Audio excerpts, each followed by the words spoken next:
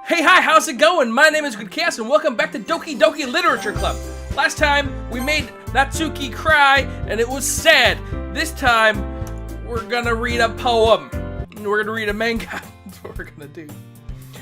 We sit in the same spot as last time and I open up the second volume. Natsuki's mood quickly improves, laughing and pointing out all the things to me. She's surprisingly sharp, making notes of lots of subtle repeated jokes and background elements.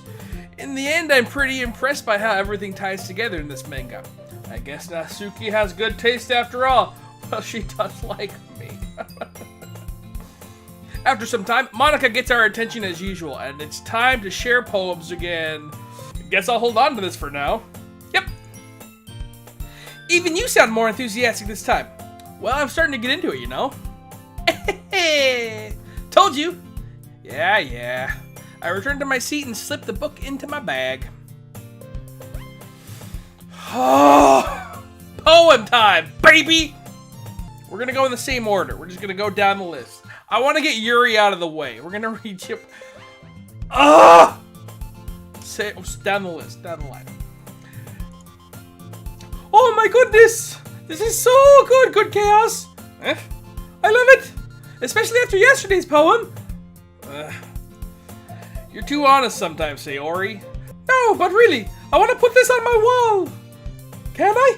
Sayori, you must be seriously overreacting. I'm not a good writer at all, and honestly, I have no idea what I'm doing. Well, maybe that's why. Because I have no idea what I like either. Jeez. I'm sure Yori's opinion has to be a little more constructive than this. Maybe even Natsuki. Are you sure you just don't like it because I wrote it? Well, I'm sure that's part of it. I think I understand you better than a lot of people, you know. So when I read your poem, it's not just a poem. It's a GoodKhaos poem. And that makes it feel extra special. Like I can feel your feelings in it. Sayori hugs the sheet against her chest. You're so weird, Sayori. Well, I'm not very good at figuring out if poems are good or bad.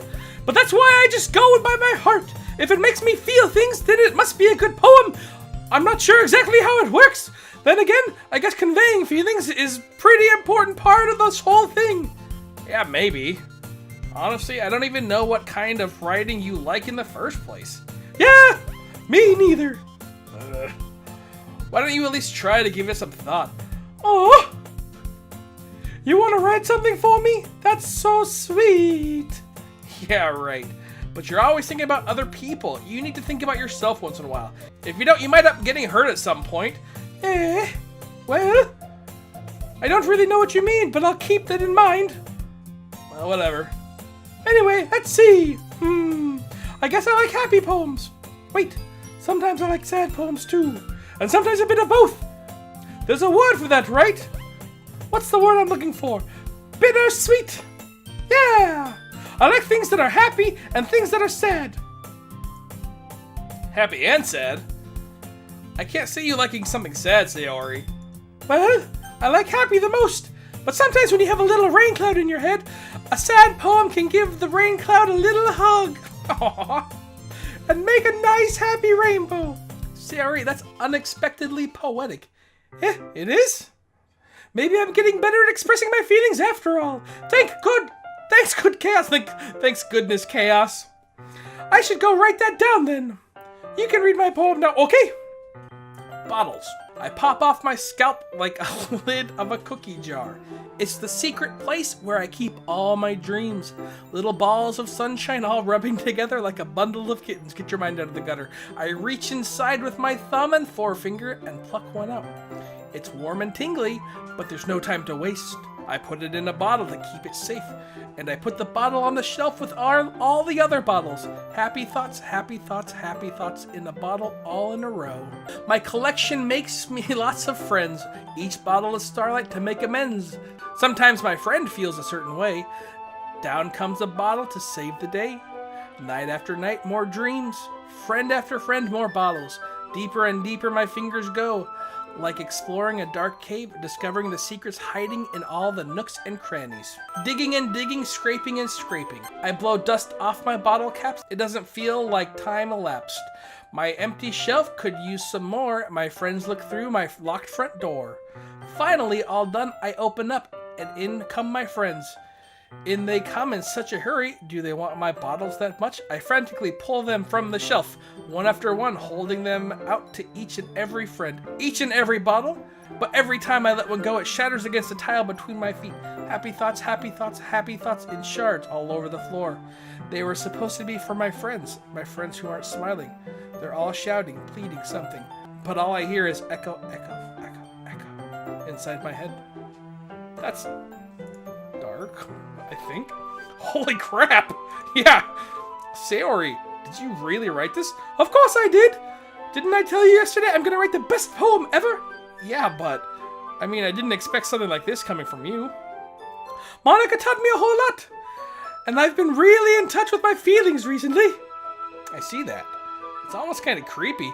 Creepy? Well, not exactly. Maybe because I'm so used to you being cheerful? Never mind. I'm thinking too hard about it. The point is, it came out good. You should be proud of it. Oh, thanks. I feel like I was meant to express myself this way. It even helps me understand my own feelings a bit better. Writing is like magic. You've gotten pretty passionate about this, huh?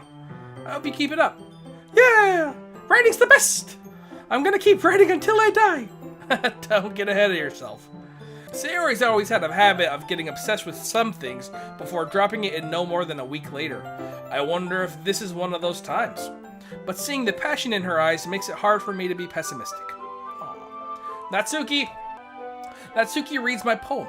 She keeps glancing at me, then back at my poem. By now, she must have read it more than once.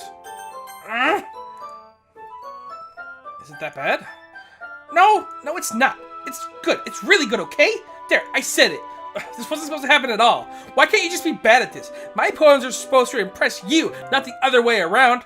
You're trying to impress me. Obviously, you think I'd let you enjoy Yuri's writing more than mine? Give me a break. Well, in that case, what's the problem with me trying to impress you? I'll tell you, you... Ha! Natsuki's face freezes, like she just realized something. You're trying to impress me? Natsuki vigorously scans her eyes over the poem one more time. Then the poem slips out of her hand and flutters through the floor. I have to use the bathroom! Red-faced, Natsuki quickly walks out of the room. Hey, GoodKhaos! Did you do something, you Natsuki? I just saw her rush out like that. You didn't do anything terrible, did you? No. I just told her that... My voice gets caught in my throat. There's no way I could tell Monika that I'm trying to impress Natsuki. Monika sees the poem lying on the floor and then swiftly picks it up. She reads through it, her smile not fading from her face. I see. You wrote this for Natsuki, didn't you? I mean, not really.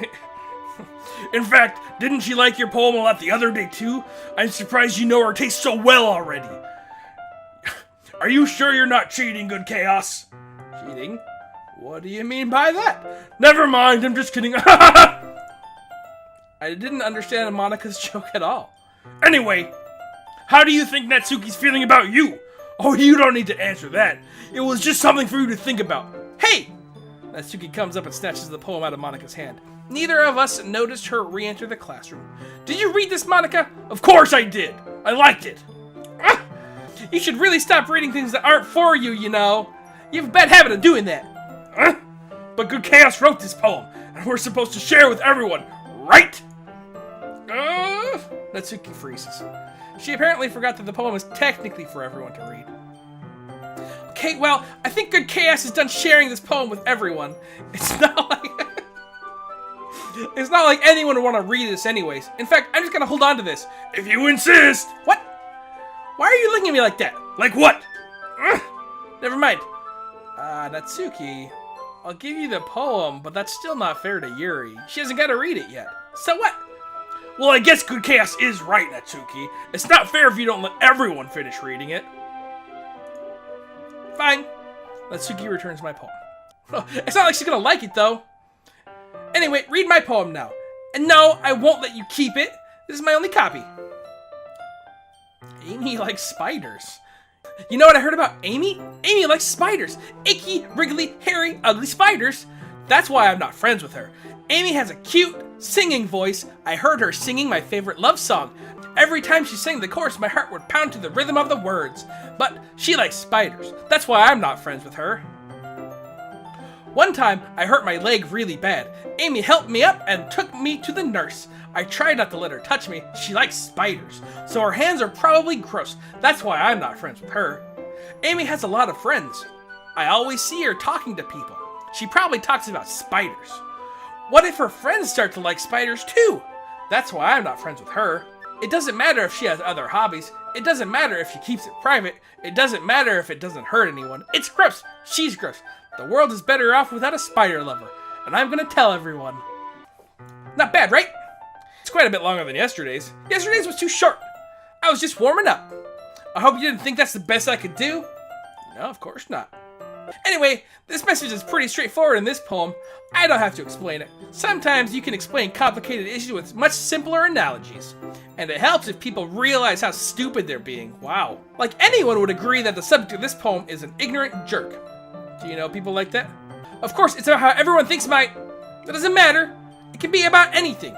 I wrote it to be easily related to. Everyone has some kind of weird hobby or guilty pleasure.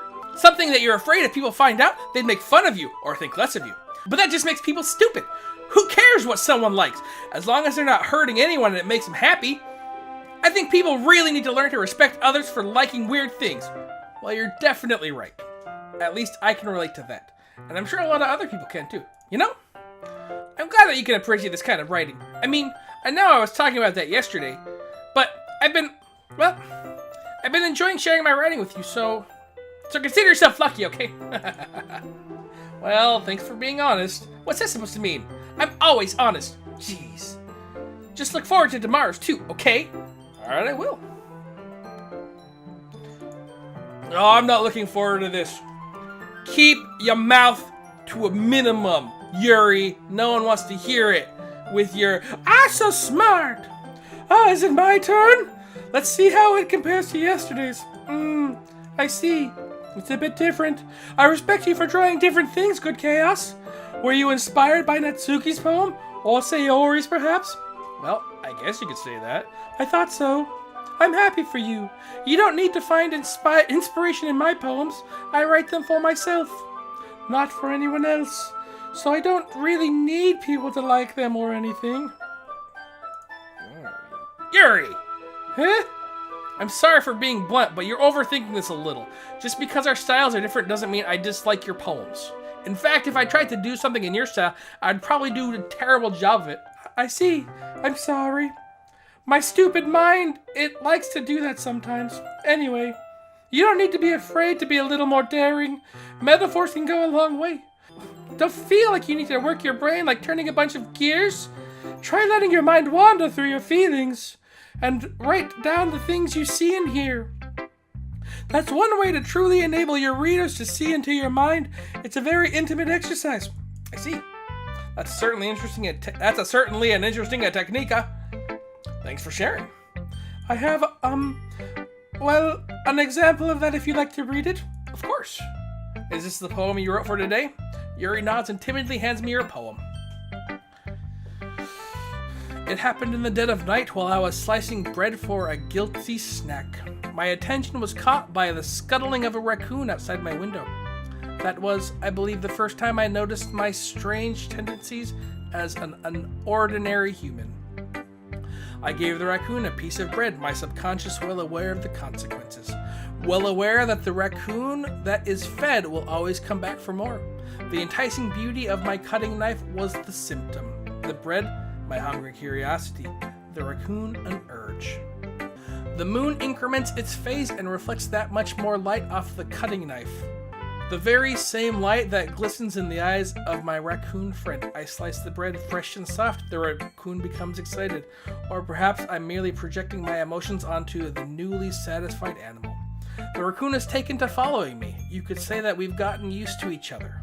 The raccoon becomes hungry more and more frequently, so my bread is always handy. Every time I brandish the cutting knife, the raccoon shows me its excitement. A rush of blood, classic Pavlovian conditioning. I slice the bread, and I feed myself again. That was nice. I was a little more daring with this one than yesterday's. I can see that. It's a lot more metaphorical. I don't know if it's my fault, but I can begin to imagine what this poem's about. That's right.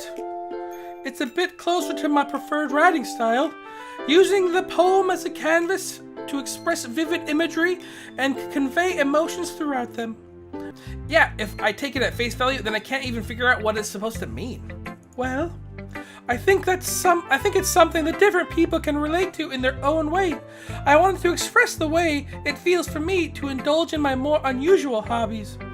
It's those sorts of things I'm usually forced to keep to myself, so sometimes I enjoy writing about them. That's funny. Didn't Natsuki also write something about that? About someone being ridiculed for a strange interest? Huh? She did? Yeah. She was talking about how it doesn't matter what you're into as long as you're not hurting anybody. She's right. I mean, does she really feel that way? Yeah. Sounds like you two have a lot in common. Well, that's an interesting... To me, she seems like the kind of person who would make fun of me for my hobbies. But I suppose that's my fault for judging, isn't it? Please don't tell her I said that. Don't worry, I have no reason to. Okay. Well, thanks for sharing it with me. After all, if I hadn't learned to embrace my own weirdness, I would probably hate myself. I might be ranting a little bit now, but I'm glad that you're a good listener. Aw, that was nice. Made up for yesterday a bit. Hi again, GoodKhaos. That was kind of silly with Natsuki earlier, wasn't it? I'm glad that you two are getting along so well. That's one way of putting it. Anyway, I already read your poem, but you can go ahead and read mine now. I like the way this one turned out, so I hope you do too. Save me. The colors, they won't stop me. Bright, beautiful colors. Flashing, expanding, piercing, red, green, blue. An endless cacophony of meaningless noise. The noise, it won't stop. Violent, grating waveforms. Squeaking, screeching, piercing, sine, cosine, tangent. Like playing a chalkboard on a turntable. Like playing a vinyl on a pizza crust. An endless poem of meaningless. Load me. What?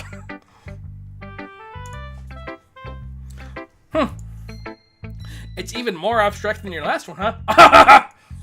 I guess it's just the way I write. I'm sorry if you don't like it. No, I never said that. It's just the kind of thing I've never really seen before, I guess.